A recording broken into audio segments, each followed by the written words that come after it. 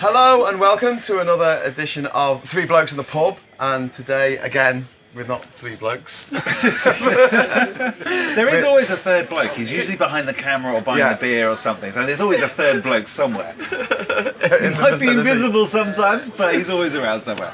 So today we're in Malaga, or nearby Malaga, and we've come to speak to some expats who are living here. Some Brexpats in Spain. Thank you. To talk about the experience of the last couple of years. So do you want to introduce yourself and tell us a little bit about I'm Anne Brexpats? Hernandez, president of the association Brexpats in Spain, that we legally constituted just after the referendum, because we were absolutely gobsmacked, to be truthful, that it went the way it did. And I had a group called Costa Help.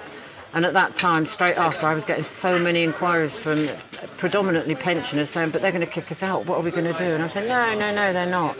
So talking to Glyn, who's my treasurer, we decided we need to do something to help these people, because there was invariably they're widowed, they're here. A lot of them sadly don't speak Spanish. They didn't know who to speak to, and they were really very, very worried. And they still are. So 27 months later, we're still in limbo, we're still in this horrible darkness.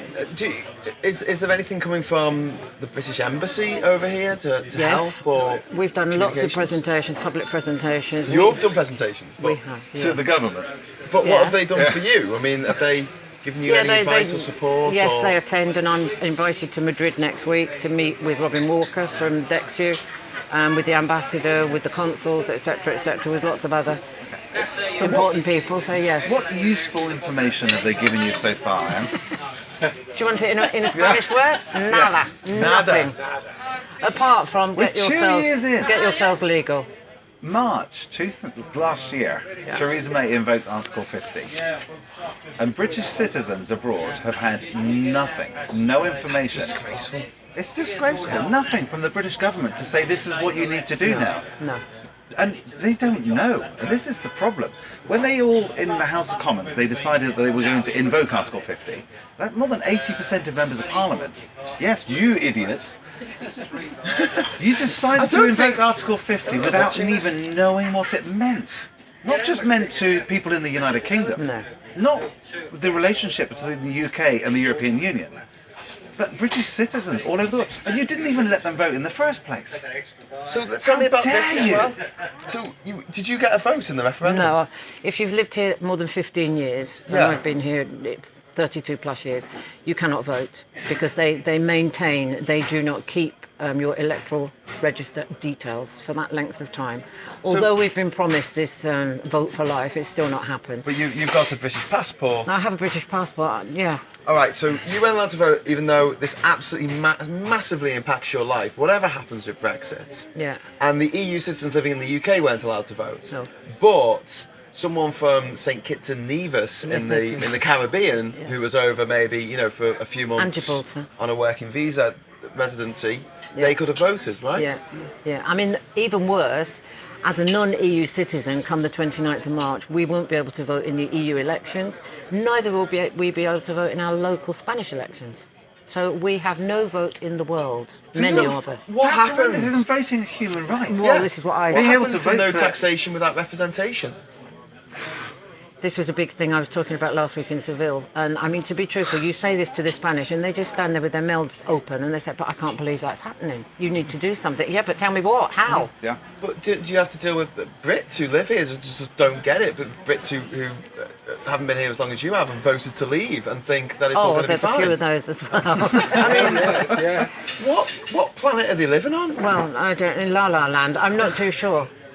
One where unicorns exist, obviously. I don't know. But do they expect to be able to stay here and still get their pension? It's the best thing. It's the best thing in the world. Wow. Yeah. Oh, yeah. Of course, you saw the Select Committee evidence that was given to the Select Committee by the pensions companies, the private pension companies. Yeah. So if you've got a private pension and post-Brexit without a withdrawal agreement, and I keep banging on about this withdrawal agreement because Theresa May's banging on about this deal or no deal. The EU must accept Chequers' deal or it's my when we're going to walk away with no deal.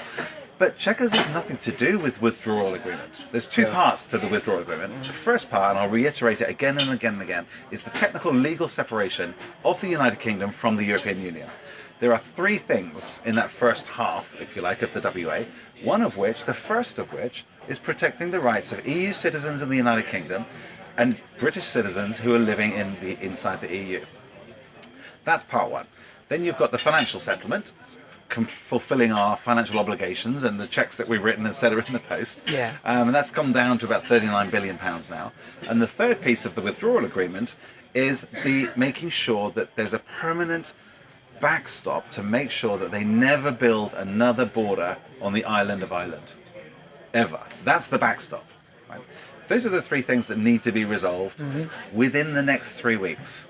October the 17th Good luck. is the end of the withdrawal agreement talks. It's the end of the Article 50 discussions between the United Kingdom and about our separation from the EU. If at that point, on the 17th of October, Theresa May hasn't agreed those three things, you can forget a transition agreement. You can forget an implementation period. You can forget everything. If you look at Article 50, it's only 5 paragraphs in Article 50. It's half a page of Brit A4. wrote it. And Lord John Kerr, I was with him a few weeks ago. It specifically says in there, in the third paragraph, Thank you. the impact of invoking Article 50, 2 years after that member state has invoked Article 50, all the treaties cease. That means everything That's the white stops. one. Yeah. Everything stops. All our treaties. There's over 750 treaties that look after citizens' rights, they look after trade, they look after driving licenses. Like today, for example, we're in Gibraltar. They've got a Morrison's store. It's the biggest supermarket in Gibraltar. In Gibraltar or on Gibraltar? How do you say it? On the rock, I suppose. On the rock. On the rock. And On the rock. all of the food that goes into the Morrison's supermarket on Gibraltar, on the rock, happens in exactly the same way as it happens to supermarkets in Birmingham and Manchester and London and Cornwall and across the UK. The food is imported into the United Kingdom's Morrison's distribution centres from all over the world. Some of it comes from the EU, some from America, some from Canada, under all our free trade agreements that we've got with all these different countries. So it all goes into this hub in the UK, and then it's put onto trucks and it's distributed in various places. So these truck drivers, they've got a driving license when they're certified to drive by a UK agency that says you're allowed to drive this truck. You're allowed to carry certain goods in the back of your truck. And depending on your level of skill, you get a different certificate. It might be hazardous goods in the back. Did you know that vanilla food colouring is classed as a hazardous good? Lord. Honestly, because it's a flammable liquid apparently in its raw form. So you get all these different things. The UK truck drivers who are driving it from that logistics centre in Birmingham or Oxford, wherever it happens to be, they can drive it to the ferry, but without a withdrawal agreement, they will not be able to drive it off the ferry again. All of the food that goes onto Gibraltar comes down by truck through the European Union, and our truck drivers will no longer be certified to drive in the European Union countries. So it's going to sit on the lorry and just go rotten. Yeah, or they have to find a French driver to drive it off the ferry and drive it down through the EU. Your insurance company in the United Kingdom, when we leave without a withdrawal agreement, this is what no deal means. It means everything stops. So if you've got a car insurance policy in the UK, a UK insurer, he cannot insure you to drive it inside the European Union, 27 countries post-Brexit, because we're a third country. We've got no agreements. Because Article 50, paragraph 3, all your treaties cease to apply. Now, if we don't get that withdrawal agreement, we then don't have the first and foremost thing in there, which is the protection of EU citizens in the UK and people like your good selves over here. So all the guff that's coming out of government is about this Chequers deal or this future trade agreement. That's nothing to do with the legal separation. All they're talking about in Westminster and all they've argued about for 18 months is faffing around about the second part of the withdrawal agreement, which is these political declarations, they're called, and they are things that we will talk about after we've left. What kind of framework are we going to have in the future for trade? Do we want a Canada-style deal or Canada plus services, or do we want a Norway-style deal? And all of that happens separate to those first 3 points. If you don't get the first 3 points done, you've got no transition period to 2020. You've got no chance of negotiating any of that framework agreement. And they've been wasting all this time in the UK instead of focusing on protecting British citizens' rights over here in Europe, on the mainland as I like to call it, because we are a little tiny island, the United Kingdom. We're on the northeast edge of the Atlantic Ocean. That's what we are. The EU have now replaced us with a little tiny island on the edge of the Pacific Ocean, Pacific? Yeah. Yeah. Japan. Yeah. Japan's got twice as many people as the United Kingdom. They've got double the market over in Japan to the United Kingdom. And you think, well, hang on. And their economy's stronger, so they've got more money to spend. The EU don't actually need the UK so much as they used to. It's going to have an impact, really. So how do we get, in the next 3 weeks, the Prime Minister of the United Kingdom, Theresa May, to acknowledge the fact that she's putting British citizens' lives in limbo, and they will stay in limbo? She's done that for the last 2 years, hasn't she? Yeah, well, she must know. How do we emphasise it, though? I don't know. I mean, we sent that. I was a bit narked by her Friday declaration, this grand announcement that was breaking news. This is after Salzburg, the Salzburg summit. Yeah, just blame the 10. EU for everything. Yes, she was humiliated, which is so untrue. And I've even spoken to people, and I said, but Barnier suggested this right in the beginning. Status quo, settled status to EU and UK citizens. We'll leave them out of the equation. Let's talk about something that's far more tangible that we can talk about. And she declined because we're just pawns in the game. We're the bargaining chips. Now she's she's promised EU citizens in the UK will be protected, deal or no deal. That's fine. And I was then hoping the next sentence is going to be, and I really hope that the EU will offer the same guarantee to the UK. Did she heck us like? No, nothing. So I was geared up to write this letter when I got back from Seville Sunday evening. Yeah, which has been published in the newspaper today, and I sent it to her. This is Brexpats in Spain. Yeah. 23rd of September 2018. Open letter to the Prime Minister. So I'm sure it'll be on Facebook and Google. If you Google it, they'll find it somewhere. It is. But it talks about the fact that you're human beings and to have some compassion. You're British citizens who are being... She has a duty of care, surely. Who've had your rights taken from you. Under a set of rules. Yeah. And those rules have just been pulled from under us. Yeah. Right. With very little thought. Yeah. And without a say, without a voice. We did. Actually, we did. Okay.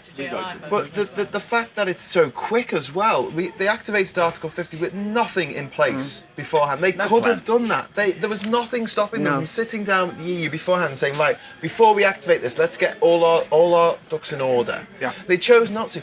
And 2 years for the Article 50 agreement isn't much when you consider that recently in the High Court in the UK, a judge wouldn't let a woman divorce her husband for another 2 years because they have to be separated for 5 years if one of them doesn't want to. They've spent too long with all their in-house political... Yes. Political games. They had a general election which made one of the trickiest parts of separating the UK from the EU is Northern Ireland. And by having that election, by losing a majority and giving those crucial votes to the DUP, a party so extreme that it voted against the Good Friday Agreement, she absolutely stuffed up the whole process. And what I'm concerned about now... Isn't it undemocratic to have a second vote on something? Because we elected a 5-year parliament, right, in 2015. We all in the UK, we voted for members of parliament. And we had a vote, 2015, and it was valid for 5 years. And Theresa May then spent the next 2 years saying, well, we're not going to have a general election, not till 2020, because the people have spoken. And 6 times she said that. The will of the people. We're not going to have another The will of the people. The will of the people. 1.2 million British live in the EU. Yeah. 1.269 was the win, let's say, of the referendum. Yeah. The will of the people. What about the will of 3 million EU citizens living in the UK. Yeah. There's millions of 16 and 17-year-olds who are disenfranchised. They were allowed to vote at the Scottish independence referendum, but not in the Brexit referendum. And people saying, oh, you can't have another vote. Hang on. This was the second time we've been asked if we wanted to remain in the EU or not. Back in the 1970s, it was, do you want to remain as part of the EEC? Yeah. And it was a super majority, 66% said yes. Now, for something that is going to change the constitution of the United Kingdom and disrupt millions of lives, as you all are so aware, how can it be a simple majority? Well, it can't. Of which people were disenfranchised. The Leave side not only cheated and lied, they broke the law. They stole people's data on Facebook and used it to target them with adverts that were uncredited. They didn't say what those adverts were for. They didn't say this is for the referendum, this is for vote leave. It just said the EU is stopping us from saving the polar bears. And this came up on people's Facebook feeds. Well, there was a lot of people here applied for a postal vote that could vote under the 50, and they never received them. Do you know, I've got some friends in Spain who had the same problem. Oh, really? Yeah. So there's a lot of postal, or they were sent out too late, so there wasn't time to fill them in and get them back to your electoral There were a lot of commission. people like that. Fortunately, I gave somebody in the UK my proxy. Yeah. Right. And so I was able to vote. I mean, we've become extremely cynical, is all I can say. Yeah. But I don't understand why, if I get an app on my phone, I go on Tinder, it gives me this huge list of terms and Are conditions. you sure it's not Grindr? Only on Saturdays, darling. I get this big list of terms and conditions, and yet when we had the referendum, it was literally, do you want to stay in the EU or not? Without anybody knowing what it meant. Well, they voted no blindly, explanation. didn't they? We Required. gave our daughter our proxy vote, and we emailed her the letter. She went to the polling station and said, right, I'm going to vote for my mum and dad, and they didn't know anything about us. No, they said she couldn't. So she got the letter. Oh my word. And anyway, she did. Yeah. They contacted the electoral office and she did did vote. What's that? Yeah. So, I But mean, we did this is vote. really interesting information. I'm not sure how much the mics are picking up from the people that are talking here. We're filming in a live studio audience. Studio audience, no, we're not. Only it's not a studio. We are actually in Run a around pub. and make Actually in a pub, yeah. And there is a bloke just behind the camera this time.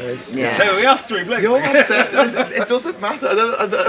Of all the criticism we get on the internet, I think the fact that there's not usually three blokes is like the least of our concerns. You could have dressed up as a bloke. I could. Well, I've got trousers on, but I refuse to drink a pint. I'm sorry. Well, if you order one, I'll drink it for you. Don't worry about it. It's fine. Just to be in front of you. Yeah, okay. So what's your plan, Anne, now for the What's next? our plan? Yeah, that's a very for good the next question. 6 months. I mean, Well, I'm And hoping beyond. there might be a little bit of information given next week when I go to Madrid. Yeah. Hoping in and you're going to meet a representative of Dexter. Robin Walker, yes, Right. yes, Okay. and the consul and the ambassador, etc., etc. I don't know.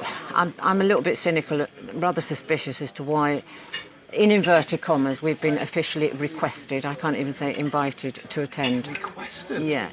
Wow. And I can only think there's got to be something to be told. Quite what? I don't know.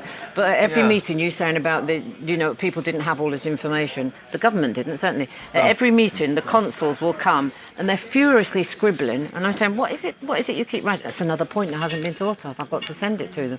We were the first ones to raise the point about pets. They Yeah. haven't given a thought to that. It's insane. And I mean, for some elderly people here, widowed, that's their family. Yeah. I mean, Yeah. there's one very sad story. A lady told me she lives here, and she's in her 80s, and she has a 92-year-old sister who's in a home in the UK. I think she's a bit doolally, but and she said, I go back for 2 or 3 months every year with my two little dogs. Yeah. Now, one, because my pension is now reduced because of the drop in the pound, I wouldn't be able to afford kennels. But two, I don't want to put my family in kennels for 2 or 3 months. Yeah. So then now I won't ever be able to see my sister again because my sister's not well enough to travel herself. And I'm thinking, what horrible stories are these? Because her little breaks my doggies will have an EU passport, but she won't. And she's worried to death that there's going to be quarantine reinstated. Who knows? All of this. Well, they're talking about 4 months. Yeah, exactly. Well, I mean, applications. If you want to move an animal or pet from one inside the EU to a third country, or from the UK back over here, talking about a 4-month period because you've got to get vet certificates, Exactly. vet passports. The guy we met this afternoon, the anti-money laundering guy, he's got 2 dogs. He lives in Spain and he crosses the border into Gibraltar every day, or frontier, or they like to call it the frontier. Yeah. The frontier. But they don't have cowboy hats or anything like They that. could do. But he's got 2 dogs. He said one of them's a British dog. It's got a British passport. He said the other dog, it's a Spanish dog. He said it's got an EU passport, Spanish passport. And he said, well, what's going to happen? Well, you have to. We talk about sort of splitting up. We're joking, but we're talking about this. But it's realistic that those dogs, one of them might be able to come back to the UK, one of them might not. But those are pets, and we love our pets, and we love our dogs. Yeah. But when you're talking about splitting up families, it absolutely breaks my heart. Well, you've got cross-border, people that have got their families Breaks my heart. in Germany, for example, Yeah. they go and visit. I mean, Well, if we leave it's with no horrible. deal and people in the UK are going to be under the same provisions as people who are not from the EU. It doesn't Fair matter country, yeah. if you're married. It doesn't matter if you have a baby and you're breastfeeding the baby. The government will kick you out the country if your spouse is not earning £18,500 a year. And this happened to a friend of mine whose wife was Chilean. I mean, I had an Australian girlfriend when this law came in, and we split up for other reasons, but this was a big worry for us, because if she was going to stay in the UK with me, I'm a freelancer. I work for myself, and some years I don't make that much Freelance money. journalists. How do you I mean, prove, how are yeah? they going to? And how to approve. And the story that my friend that I told the other day, he was an engineer, and he was asked to come to the UK. He's ex-military. He's done service in Iraq, in Afghanistan. You know, put his life on the line for Britain. And he's been married to this girl from Chile for 10 years. They met in the Falkland Islands when he was on a tour there. And they say to him, right, well, are you earning enough? He said, yeah, look, I've got a contract job. He's an engineer, and he's working down at the docks down south. And it's for 1 year. And they said, no, she can't come in because it's not a salaried job. It's a contract job, and they were worried that she would stay in the country after. And by the way, it doesn't matter how much your partner is earning. You could be married to a foreign millionaire. If you're not earning £18,500 a year, Yourself. yeah, and this is now going to be expanded to all the EU citizens if we leave without a deal. And this is splitting up families. You're talking It's about awful. Skype families where people only see their children on Skype. Yeah. And honestly, I get so upset and so angry that we are putting human beings, our neighbours, our friends, the people who we Well, I mean, there's know, also the through S1. You this. know about the S1 scheme for pensioners, which is a bilateral agreement with the European countries, the EU countries, and Spain and the UK have this agreement that they pay. I believe it's £3,300 per year per pensioner that is registered on an S1 scheme. Yeah. Right, And okay. they have then free access to the national health system here. Yeah. Right, national health care. Yeah. Okay, so it's like, I mean, and Kath might like to comment on this. is that then refunded by the NHS in the UK? It's like an EHIC No, the card. UK pays it. So the UK pays. The UK pays. Right. No, For in your- the for very any health first, service the over very here, first okay. meetings in the UK, there were some ministers there, and they said, "Well, what's this S1 then? We don't know anything about this. Surely you use your EHIC." it's No, so excuse me, incompetent. that's for tourists. This is now resident. They didn't know So anything about it. you're telling And then the I'm government thinking, this? yeah, Like but how they didn't know. they We had to didn't know. explain what it How was. we get And our then health I'm thinking, hold on, there's 110,000 pensioners registered in Spain alone S1. on the S1. 3,300 per year. What are we talking about? £3 million. Someone's signing a cheque for at the end of the year, and they don't know what they're signing it for. It's incredible. Every day, Absolutely though. incredible. Every day. And then the chances are, if they don't continue with that agreement, I mean, Kath would be a problem because Kath is undergoing ongoing treatment, medical care, but she's just one of many. Yeah. If the UK pulls the plug on that ongoing payment, which they've paid into their own country for, the UK, they're quite entitled to it, what's going to happen to them? I mean, we've got people that are cancer sufferers, diabetics, heart people, etc., and they're worried stiff. They really are. Yeah, and if they come back to the UK, at the moment we have 108,000 vacancies in the NHS Yeah. because a lot of EU citizens have gone home, and it's great. We say, oh, we can get people from the rest of the world, but the qualification levels in other places in the world aren't as high. No, well, we've Because they're got less- not we've skilled. got a Spanish doctor here, and he usually sends me like from the medical journals and things like this. And there are 2,000 doctors, not nurses, doctors with qualifications and experience on the point of leaving. How are they going to be replaced? That's not going to They're happen not. overnight, is It's it? not. It's not. What they're doing in the UK now is fast tracking nurses to become a doctor. Well, I In mean, 2 years, they can become a doctor. Did you know about that?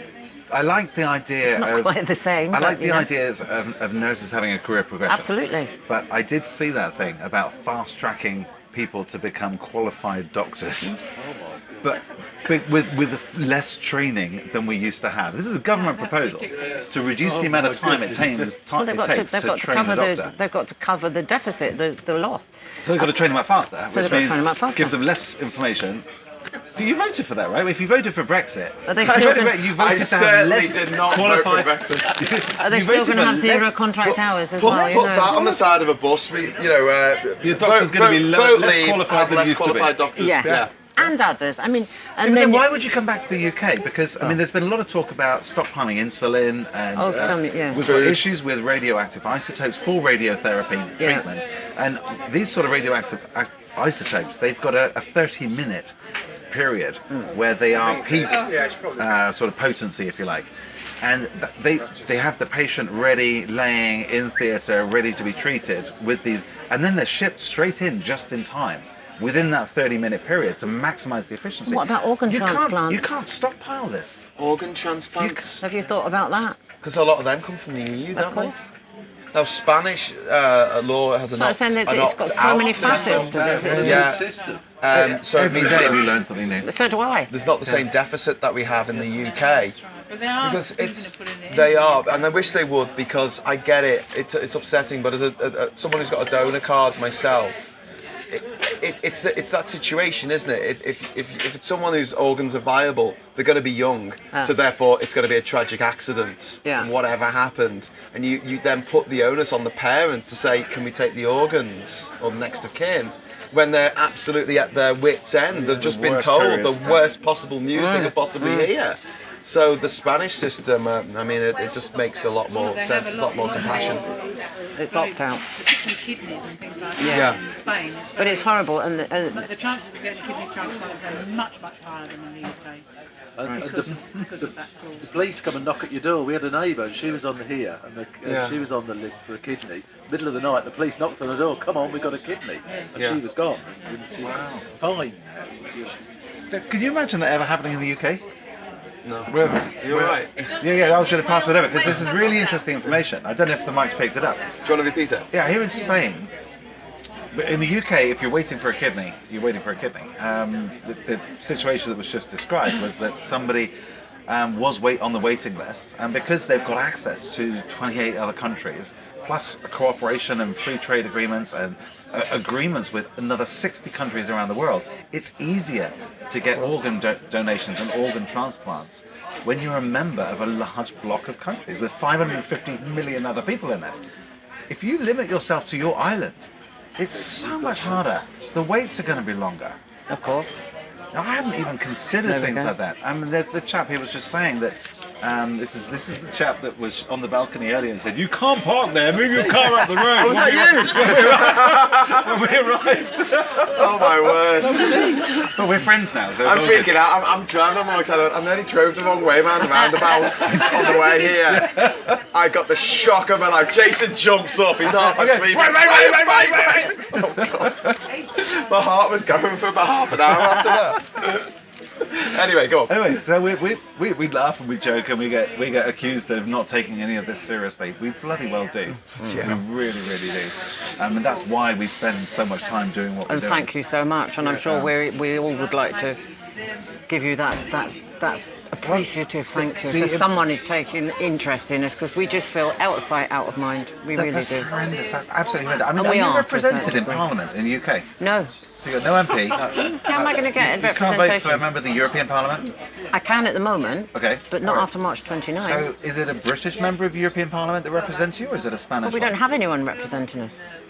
So who's represents- your MEP for this patch? Well, Do you get to vote in the UK, members of the European Parliament? Yeah, there is, but Yeah. it's not Spanish? It's not British. No, Spanish. Okay. All right. No, we have no British MEP. We can't even representing write to us our Brits. local MP unless you have an address in their Constituency. constituency, Right. which we don't have, a lot of us. Some do. I mean, I have written to where we lived before. Didn't get an answer. No. No. They very rare. A lot of them don't. Some MPs, very few that I've come across, are very responsive, and they will try and help, and they'll try and address every single thing. And they hire staff in the office. Tom Brake, I have to say, is wonderful. Lib Dems. Yeah, he's a good guy. Secretary. He's actually the constituency across He from where I doesn't live, just next door. write, the standard. Thank you so much. You'll be it's paragraphs long. Yeah. He does it all the time. Giva Hofstadt, another one. Yeah. So one of the things I was going to say is, what can you do to influence what happens next? Because one way or another, we have to stop Brexit. Yeah. We have to. Because the alternative is catastrophic. Totally. And it's not just the UK. It's the Millions of British citizens. The British citizens abroad. It's also EU citizens living in the UK, but also it's the economy of Ireland, which is going to take a massive knock thanks to Britain. Britain's essentially. You know, the EU preparations we were talking about. We spent 12 hours in meetings in Brussels, and we were in with the council, the president of the council's office. We were with the Commission. We were with the European Parliament. 12 hours of meetings, and then we went to talk with chambers of commerce and British businesses in the EU, representing both sort of EU companies in the UK and vice versa, British companies that have invested over here. And one of the things that they were talking about was, you guys, we are ready for this as an EU 27 bloc. You know, Guy Verhofstadt's really good. He's been working on citizens' rights and giving you a European Union citizenship rather than being British citizens. But why should you have to give up your British citizenship of birth? No, you shouldn't. Because some idiots in Houses of Parliament made a stupid decision and were too cowardly to reverse it. And there's no dual nationality with Spain. Is there not? No. That's, Well, We have a another campaign area trying you for that. You haven't talked about now is the farmers. And they've categorically said that they cannot survive if they don't get so the again, EU British grants. farmers or Spanish yeah. farmers? British farmers. They cannot survive if they don't get the the MPs continue to say, and Theresa May, that we're going to be self-sufficient, we're going to do all this. We We're can't not, be because self-sufficient. they won't be able to survive. We without can't it. make enough food for Physically? ourselves. We You physically can't, because can't. they rely on the EU to give them that subsidy. And what did they say? Who was going to dig the potatoes and goodness knows what? The pensioners. Pensioners. The pensioners are going to pick fruit. This is Owen- one pensioner that Owen isn't going to see Paterson, it. Member of Parliament. Yeah. This is one Owen pensioner Paterson. that won't Put- pick put- potatoes. Put the pensioners to work in the Yeah. fields. No, but get this. He said because pensioners are less efficient than younger people, we will scrap the rules for minimum wage for pensioners who are picking the fields, because you can't pick as fast as the youngsters. All right.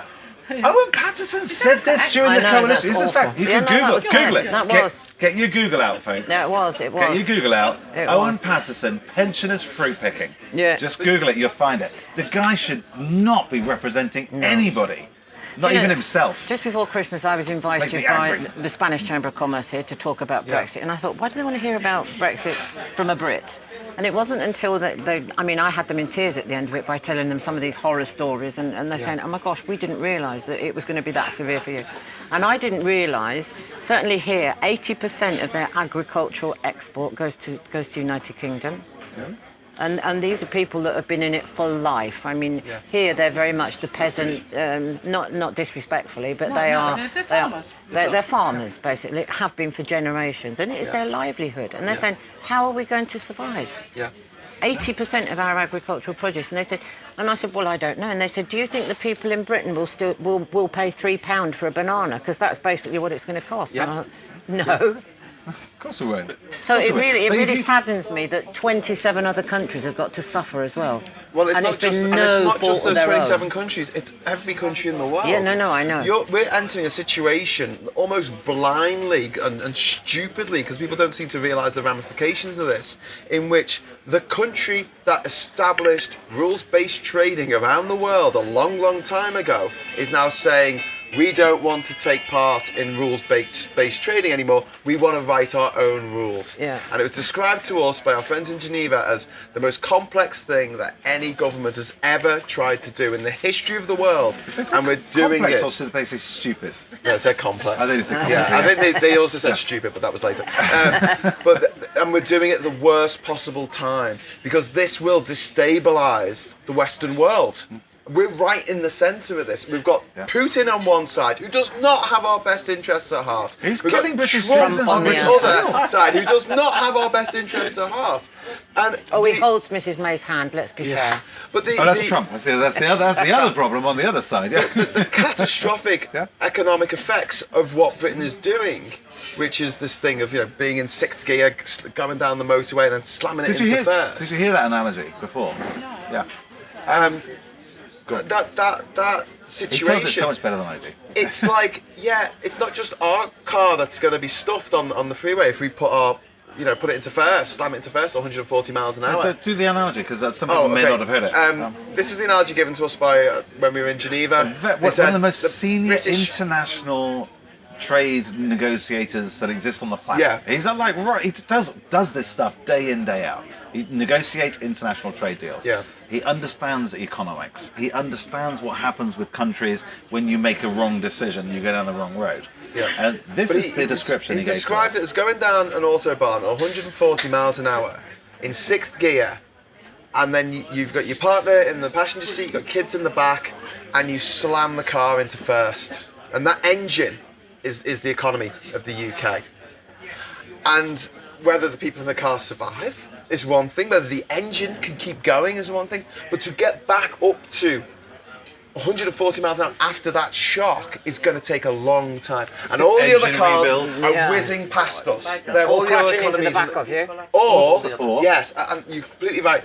Ireland is going to have to swerve really, really quickly. You might say they're prepared, but Preparing. preparing. I'll give you some examples of what they're doing. They've got newly designed shipping routes to get to Spain, into Cork and into Dublin. That completely bypass the United Kingdom. You know, the new flight routes from the United States under the Open Skies Agreement between the European Union and the United States and other countries around the world, bypassing UK airspace. You know, because UK is going to get shut out. I mean, when we talk about no deal, we talk about no withdrawal agreement, we talk about no transition agreement. This means, we said to the guys in Brussels, what does it mean if we have no withdrawal agreement? They said, well, everything stops in March next year. Everything stops. Well, what do you mean everything stops? They said, everything stops. And you said, well, okay, go on. Tell me what you mean by that. They said your planes will be refused entry into EU airspace. If you've got ferries coming across the channel, they'll be turned around and sent back. The Eurostar will not be granted platforms in Calais, in Paris, in Brussels. It will come across, but it won't be able to stop anywhere, so it'll just get turned around straight back out again. Shipping, if you've got a large container ship coming into Rotterdam, you call for a pilot boat to come out and guide it into the harbour. You won't get the pilot. They won't come in because your drivers, your pilots, your mechanics, your freight engineers, none of them are certified or qualified And this is anymore. factual, but why to do work in people there. see it as scaremongering? We declare this and they yeah. say, oh, you're just scaremongering. Well, I it's was gonna say Jason that. said- If you ask anybody in the UK, and I've got relatives that voted to come out of the EU, and they just sit there and say, no, that won't happen. Well, That's scaremongering. It's not Jason gonna had a happen. great It'll be response all to this on the radio when he was accused of Project Fear, when the DJ actually said, you know, isn't this just Project Fear? And Jason said, don't shoot the messenger. Go and have a look on the government's own preparedness notices, The where they're UK saying, government. the UK government, this isn't some disc jockey or some, you know, right-wing lunatic No, that or leads Some me on idiot a- on YouTube some with a idiot blue on- shirt. Exactly, or a stupid hat. That leads me on to a next question. Contingency plans. There are so many of these contingency plans being issued on a daily basis. Day before yesterday, I had 30 emails come through. Yesterday, there's 16 areas that they haven't even considered. They're the unknown. These are Quite the UK important. government technical notices Yes, that you can yes. find on the DEX EU website. Yeah.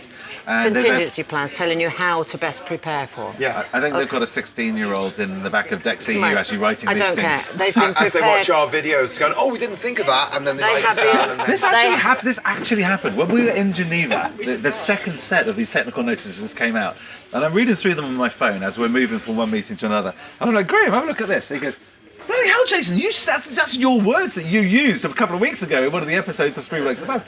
And then I open up another one about driving license, and I'm like, Graham, have a look at this. I'm like, that's what you said. You said that, and it's almost word for word, entire paragraphs taken from 3 Blokes in the government. Somebody out there in Westminster is watching this shit.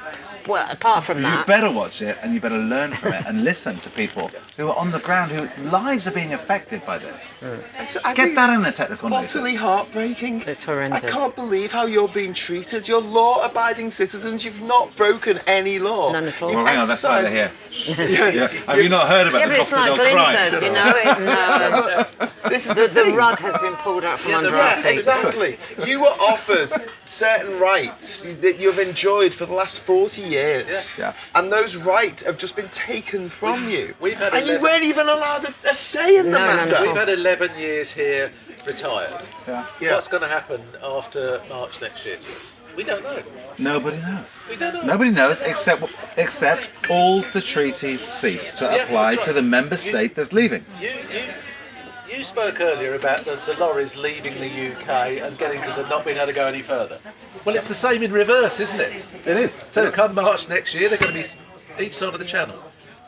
And It's the the queues at the ports will be backed up both sides of the channel. And there'll be rotting goods. Yeah, speaking of rotting, Rotterdam is actually doing a test day, a Brexit test day in November. And they've done lots of computerized modelling about, okay, so what happens when everything stops?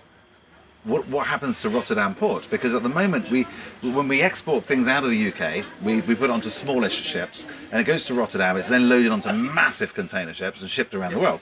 The sort of things that Graham travelled the world on when he was visiting every single country on the planet without flying. And then vice versa. When we receive things from China, from India, from South America and Canada and the States, it comes in on a giant container ship. It's then moved off onto smaller boats and brought into Felixstowe, into Harwich, into the Southend and various other London ports. Harwich, is that how you... Harwich. Harwich. Which is posh. I know Norwich is right. Hey, Norwich. Jason, Yes. would you like me to edit that bit out? No, leave it in. But Liverpool Port. I'm from Liverpool. I'm from Liverpool. Yes, not Really? Birmingham. We would That's never not have what guessed. that guy said under that very first Stop episode. everything. He said you're from Joe, Birmingham. this gets less funny every time you mention it. Why is everybody laughing? Anyway, because I just said I'm from Liverpool, and it's so And everybody obvious. laughed. No, because it's. But the port in Liverpool gets 450 million tons of cargo every year.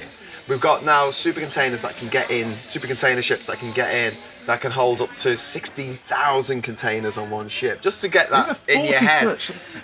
No, 20 foot. 20 foot shipping containers, 16,000 of them in a row would be about 50 miles long. A train with them all on would be 50 miles long. It would stretch all the way from Liverpool, pretty much most of the way to Leeds. And this is on one ship. And obviously they don't take off all the containers when they come into Liverpool port. But at the moment, because 90% of that is either EU, so it's all part of the customs union, or it's part of the deals that Jason often mentions with the 60 other countries around the world for that particular commodity, gets waved through. They X-ray it to make sure there's no people inside or drugs or guns or anything. But Not apart even from all that- of those. Yeah, Not even all of them are they, X-rays. they only X-ray 1 in 10, don't they? Yeah, I think it's about 10% of the. Yeah. That's what we're told. Yeah, but they check somebody them. will I tell mean, they me do off have for that, sniffer I'm sure. dogs and stuff like that to make sure there's no contraband. But generally speaking, when you ship things around the EU, you're shipping. You're not importing or exporting. Once we leave, we're going to be importing. And then there comes import tariffs, duties, customs excise and all that kind of stuff. And everything has to be checked. And this is the big thing, everything having to be checked. And we've talked about customs officials. There's not enough customs officials to open up these containers, these thousands of containers, check what's inside, write to the people who sent it and say, is this what you sent us? Wait for the reply, which can take up to 3 weeks to get, which isn't great if you've got some fresh cabbage sitting at the dockside in the summertime. But also, we just discovered that when we export our meat products, we will need now vets to make sure that meat product is safe. Yeah. Whether it's live exports or whether it's As been opposed to slaughtered. chlorinated chicken. Yes, exactly. We knew there weren't enough vets in the UK because a lot of the vets who work in abattoirs and things like that are Spanish, actually, because British vets don't really want to do that kind of thing. Apparently, the amount of exports that we have to the EU in that particular field, there aren't enough vets in the EU to cover it all. So Because that's of our the import volume. stuff, and that's our export stuff. It's not about the tariffs, it's about the time. Yeah. Yeah. That's exactly it. The physical job they've got to do. Yeah. We're talking about a time chasm. Because I have no doubt that the UK will get one of the best deals that it's possible to get with the European Union in due course. In 8 years' time. In 8 to 10 years' time, we will have we'll have a better deal than Canada, better deal than Japan or South Korea. We'll get there. But we leave on the 29th of March next year without a withdrawal agreement. Well, Jacob Rees-Mogg said it will take 50 years to feel the benefit. Yeah, he said we won't see all the benefits of Brexit for 50 years. 50 years, I'll be Rather a long time. I'll be 89 That years guy old. deserves a slap, he really does sometimes. Can I just ask about something else, or mention please. something else? I mean, Yeah. particular of interest to me, professional qualifications. Yeah. Yeah. I mean, I've got a couple of degrees. I'm a teacher, but I know But there's only in the UK after Brexit. yeah. I've got No, You don't have them anymore after we leave. They might as well be hang on, written on a piece of toilet paper that I'm going to flush down the loo. To Well, be truthful. academic qualifications will still be valid. Will It's they? professional qualifications Right. that you're going to I have think- I problems think with. They'll be there's going to- valid, but will they be recognised? Yeah, Yes, they yes, have to be academic will be. Yeah. accredited. Yeah, Under which absolutely. one of those 750 treaties that cease? Yeah. No, they will be. But we've got here Okay. financial advisors, bankers, accountants, Yeah. architects, draftsmen, Yeah. solicitors. They're all Yeah. working on their British qualifications. Dentists. Yeah. Yeah. They're all working on their British qualifications. But the amount, and you are the coalface on this, the amount of lives being disrupted by this Exactly. for no reason whatsoever. Yeah. There is no reason to do this. That makes any sense. You There's no ask benefit. someone No benefit. who wants to leave the EU, why?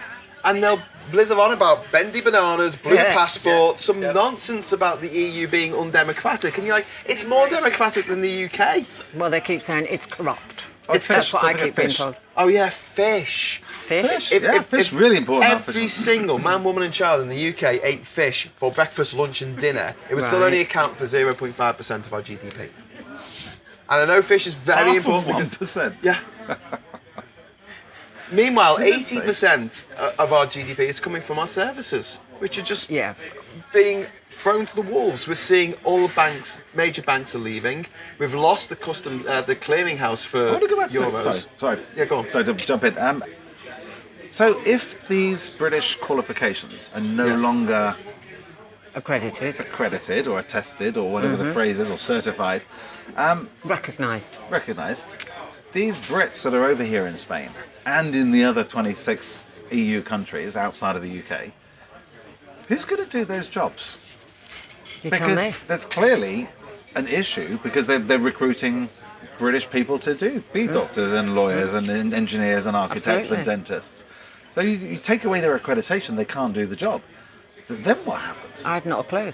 I mean, Maybe you'll have 108 vacancies in the health service over here, like we've got in the NHS in it the UK. just astounds me. You're talking to Joe Public here. Yeah. We're just people, Worried people. on the ground, Yeah. worried. We're just Joe Public.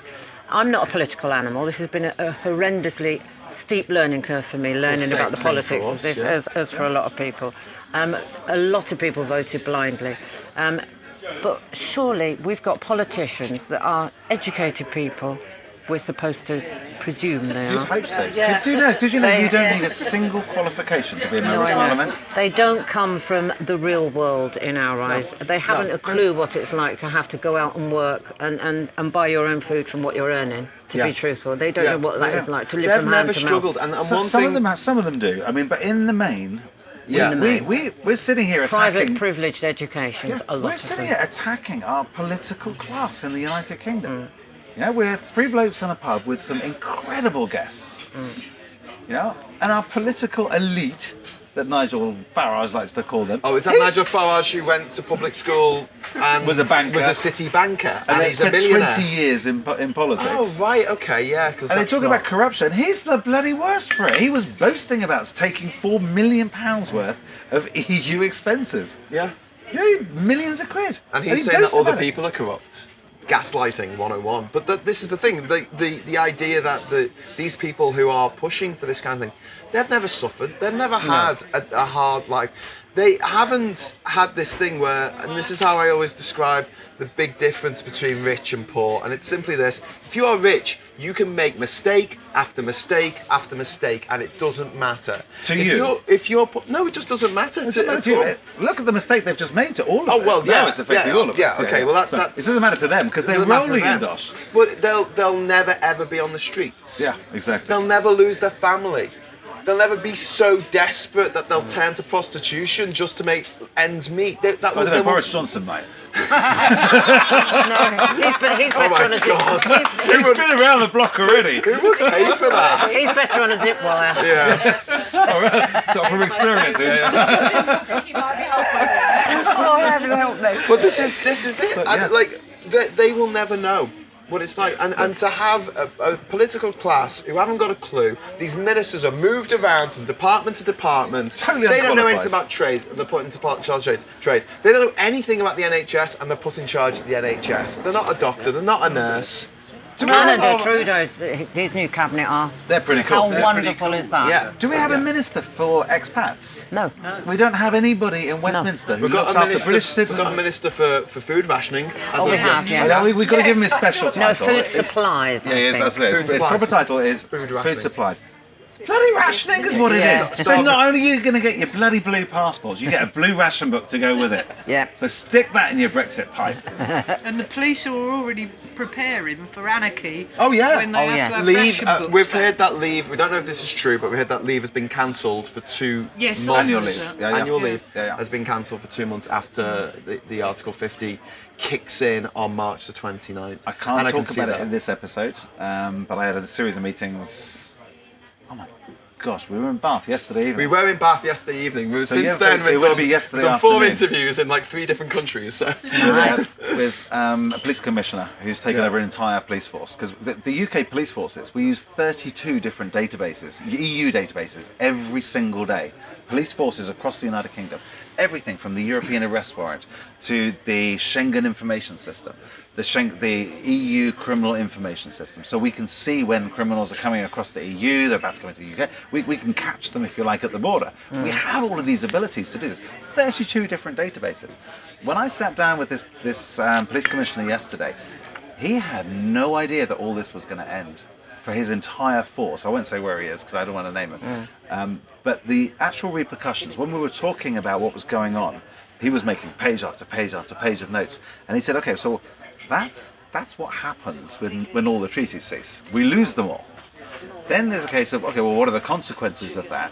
And they are talking seriously about civil unrest. Yeah. And not just from Remainers who are pissed off about Brexit, but more so from the people who voted for Brexit because they didn't understand. They will be so angry with our members of parliament and their members of parliament who pushing this through without any thought for the consequences. Nobody's getting what they wanted, basically. It suits no one. But this the is the police are really, when he actually got the message, the things Yeah. that they need to do now to prepare, from like, okay, we need more bobbies on the street, through to calling out the National Guard.